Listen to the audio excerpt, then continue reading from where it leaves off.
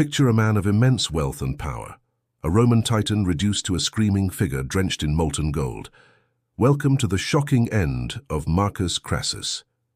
Today we delve into the life and brutal demise of this infamous figure from ancient Rome, focusing on the events that led to his horrific death and the agonizing details of his final moments. Marcus Licinius Crassus, born around 115 BCE into a prominent patrician family, rose from the ashes of personal tragedy to become one of Rome's most influential and richest men.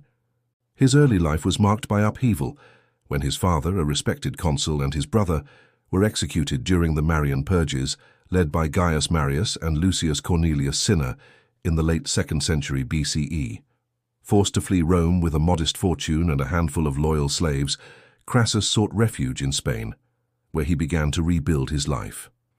Using his sharp intellect and ruthless ambition, he returned to Rome and turned adversity into opportunity through a series of calculated ventures. His ascent to fortune began with property speculation, a strategy that capitalized on the chaos of Rome's urban fires. He organized a private brigade of 500 slaves trained as firefighters, positioning them strategically to buy burning properties at rock-bottom prices from panicked owners. Once acquired, his slaves would extinguish the flames, allowing Crassus to rebuild and sell the properties at a substantial profit, amassing a fortune that grew exponentially with each blaze. This ruthless exploitation of disaster not only enriched him, but also established his reputation as a shrewd, if unscrupulous, businessman. Beyond real estate, Crassus expanded his wealth through extensive silver mining operations in Spain, where he leveraged his political connections to secure lucrative contracts. He invested heavily in these mines, employing thousands of slaves to extract silver, which he then minted into coins or traded across the Mediterranean, further inflating his coffers.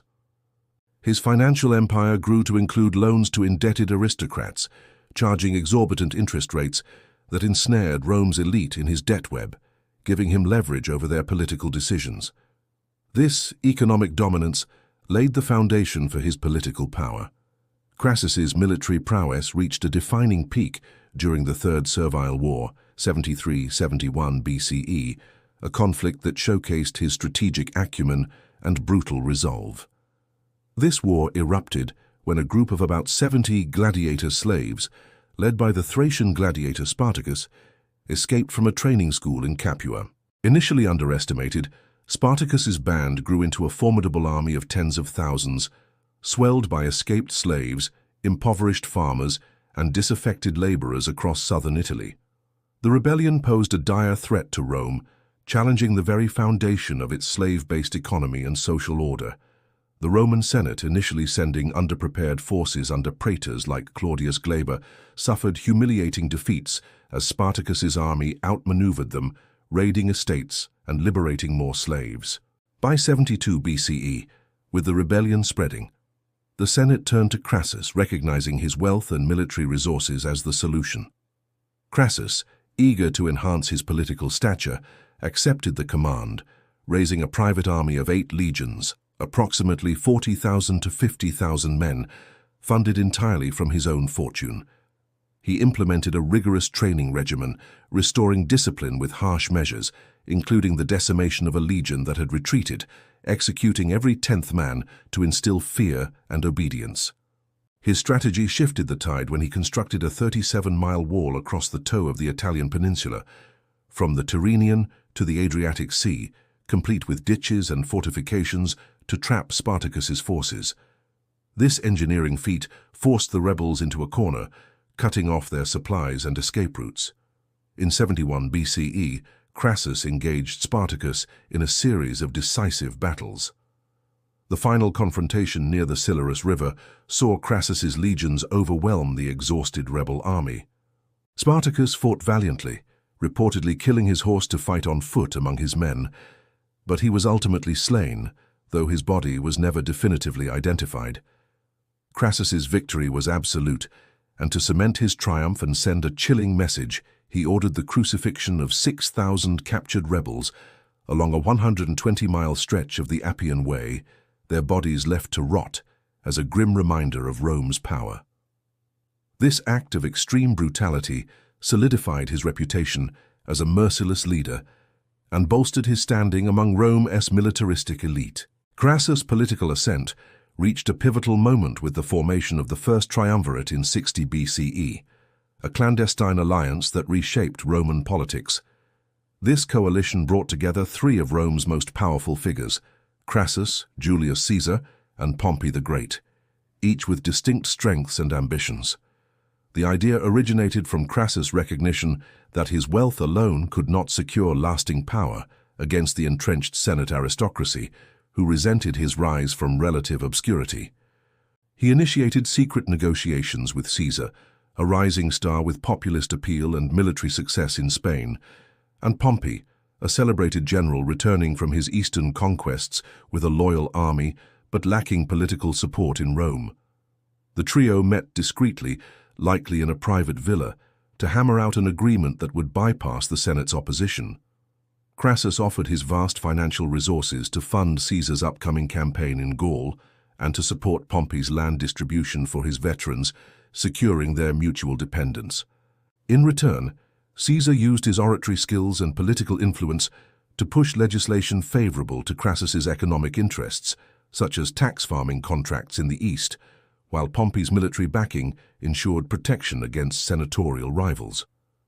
The alliance was formalized through a combination of public displays, such as Caesar's daughter Julia marrying Pompey, and behind-the-scenes deals, including Crassus's promise to mediate disputes between the other two. This triumvirate effectively sidelined the Senate, allowing the trio to dominate Roman governance, appoint magistrates, and influence provincial appointments. However, the partnership was fraught with tension, as Crassus's greed clashed with Pompey's military pride and Caesar's growing ambition. Despite these strains, the First Triumvirate held for several years, enabling Crassus to wield unprecedented influence. Yet, his insatiable greed pushed him to seek military glory, a domain where he lagged behind his triumvirate partners. In 53 BCE, at the age of 62, Crassus launched an ambitious invasion of the Parthian Empire, targeting the rich provinces of Syria and the eastern fringes of modern-day Turkey. This campaign was driven by his desire to match the military prestige of Caesar and Pompey, whose conquests had elevated their statuses. As governor of Syria, a province he secured through the triumvirate's influence, Crassus assembled an army of 40,000 men, including 7 legions of Roman legionaries, auxiliary troops, and a contingent of light cavalry. He began his march from Syria, crossing into the rugged terrain of northern Mesopotamia, which included parts of southeastern Turkey. His initial strategy involved seizing the wealthy city of Seleucia and the Parthian capital of Ctesiphon, aiming to plunder their gold and treasures to rival his Roman wealth. However, the campaign quickly faltered due to poor planning and underestimation of the Parthian forces. Crassus's army struggled with the harsh desert climate, where scorching days and freezing nights depleted supplies and morale.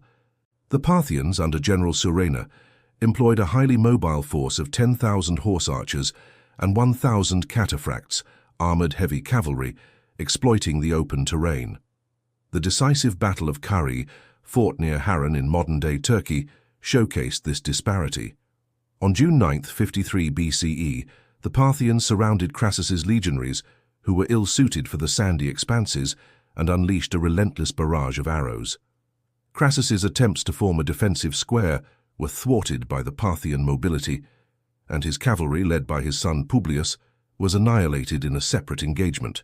As the day wore on, the Roman lines broke with 20,000 soldiers killed and 10,000 captured, many later enslaved or used as human shields in subsequent battles. Crassus, witnessing the slaughter, sought a truce, but his desperation led to his downfall. The Parthians, aware of his greed, lured him into a false negotiation where his guides betrayed him, leading him into an ambush. Captured alive, Crassus faced a fate as brutal as his legacy. His death was a meticulously orchestrated spectacle of horror, designed to mock his avarice and serve as a warning to Rome. According to the historian Plutarch, the Parthians seized Crassus and subjected him to a grotesque execution.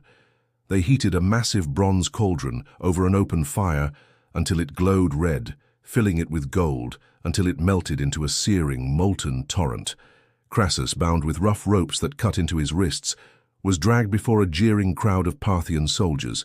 His captors forced his jaws apart with iron tools, ignoring his muffled protests and frantic struggles as the molten gold was slowly ladled into his mouth.